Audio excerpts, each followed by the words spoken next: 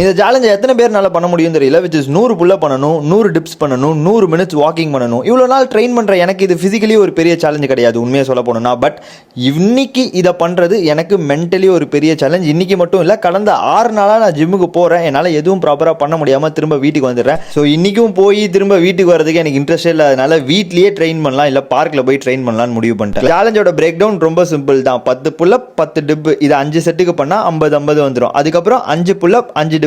அதை 10 செட்டுக்கு பண்ணால் மிச்சம் 50 வந்துடும். ஸோ இந்த டோட்டல் 100 நான் 20 நிமிஷத்துக்குள்ளே கம்ப்ளீட் பண்ணேன். ஸோ இதுக்கப்புறம் அந்த 100 மினிட்ஸ் வாக்கிங் மட்டும் தான் இருக்குது. அன்ஃபார்ச்சுனேட்லி என்னால் 60 மினிட்ஸ் தான் பண்ண முடிஞ்சது. மிச்சம் 40 நிமிஷத்தை விட்டுட்டேன். அதுக்கு மெயின் காரணம் இதுதான். பிகாஸ் நான் வாக்கிங் பண்ணிட்டு அப்படியே நடந்து போயிட்டு இருக்கப்பே ஆல்ரெடி ஒரு லைவான பாம்பு ஓடுறத பார்த்தேன். ஒரு பாம்பு செத்து போய் பார்த்தேன். இப்போ இந்த பச்சை பாம்பு செத்து கிடக்கு. ஸோ இதுக்கு மேலே லைட் இல்லாத ஏரியாவில் நடந்து 100 நிமிஷத்தை கம்ப்ளீட் பண்ணணும்னு எங்கேயாவது கொத்து வாங்கிக்காமல் இருக்கலாம்னு சொல்லிட்டு முடிச்சுக்கிட்டேன் 60 நிமிஷத்தோட. இது ஒரு சூதானமான முடிவுன்னு நான் நம்புகிறேன்.